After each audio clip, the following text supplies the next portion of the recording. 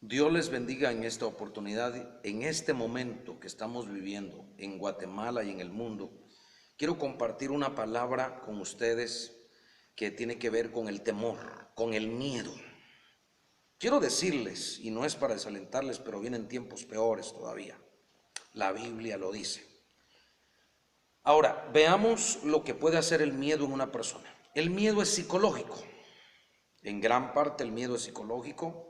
Las personas pueden sentir miedo sin que nadie les esté causando daño. Psicológicamente las personas pueden sentir miedo. La Biblia nos habla acerca del miedo y un ejemplo muy claro en la Biblia es cuando Jesús caminó sobre las aguas. La iglesia que los discípulos les costaba remar, habían remado toda la noche. Jesús aparece entre 3, 4 de la mañana caminando sobre el agua. Los discípulos, entre la claridad de la luna y la oscuridad de la noche, logran ver una silueta que viene caminando en las aguas. Y la Biblia dice que los discípulos se turbaron y tuvieron miedo y gritaron y dijeron: ¡un fantasma! Ahora yo pregunto, ¿realmente era un fantasma? No, la Biblia dice que era Jesús. ¿Pero qué vieron los discípulos? Un fantasma. ¿Pero quién era realmente? Era Jesús. Eso quiere decir que el miedo es capaz de distorsionar la visibilidad o de distorsionar realmente la percepción clara de lo que está pasando. El miedo es peligroso. Muchas personas han matado a otros por miedo, no por valor, sino por miedo, miedo a que les hagan daño, los han matado. Un ejemplo claro y sencillo de pánico es este. Supongamos que en un estadio hay 10,000 personas espectadoras viendo un importante partido de fútbol. Están en el partido de fútbol, de repente 2 de los espectadores que son contrarios empiezan a discutir. Por alguna razón, digamos, alguien de ellos logró pasar un arma, se la sacó y empezó y tiró al aire 4 balazos.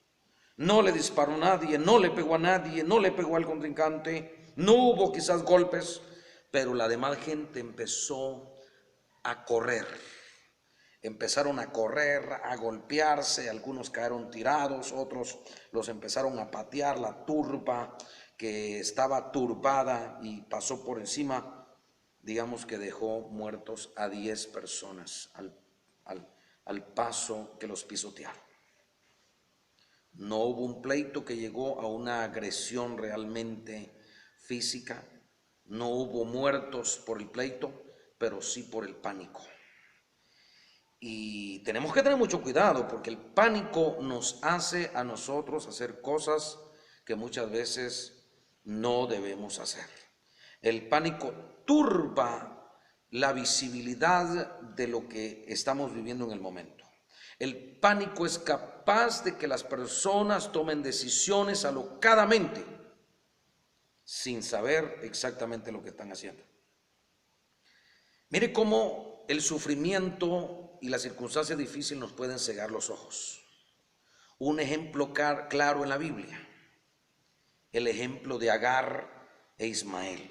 La Biblia dice que Agar y Ismael empezaron a caminar solos en el desierto, solo con un cántaro de agua, pero al poco tiempo el agua se les terminó.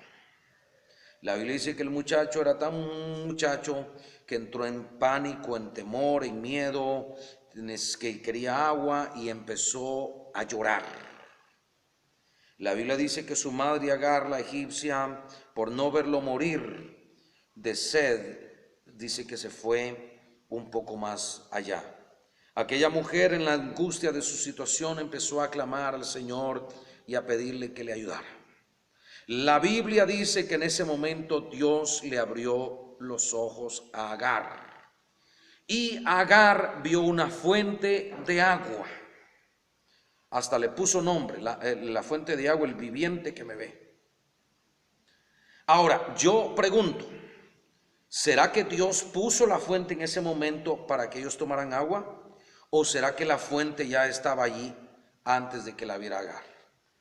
Claro que sí, la fuente ya estaba ahí. El problema es que Agar no tenía ojos para verla en ese momento.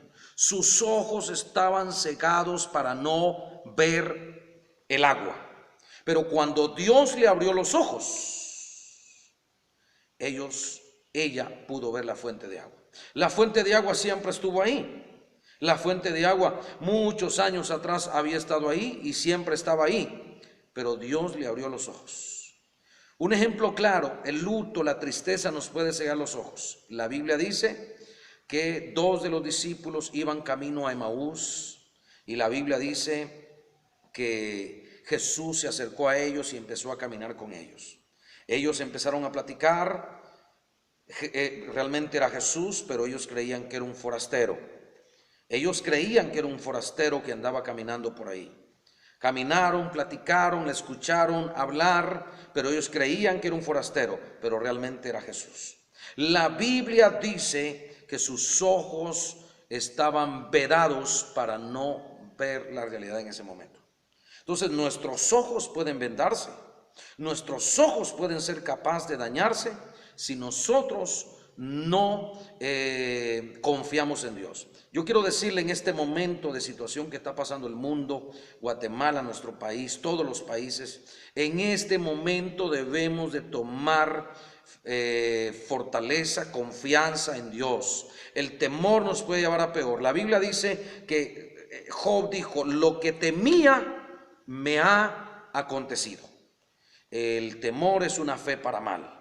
Así es que Dios nos ayude, Dios nos fortalezca. Y en este momento quiero decirle que confíe en Dios. Conviértase en un adorador ahí en su casa, en su cuarto cerrado. Clame al Señor, confíe en Dios. La Biblia dice que los que confían en Jehová son como el monte de Sión, que no se mueve, sino que permanece para siempre. Dios me le bendiga. Le ha hablado el pastor William Medina Donado de aquí de Guatemala. Si este mensaje puede bendecir a alguien, compárteselo en el nombre del Señor. Que Dios te bendiga, la paz de Dios esté contigo, estaré orando por ti.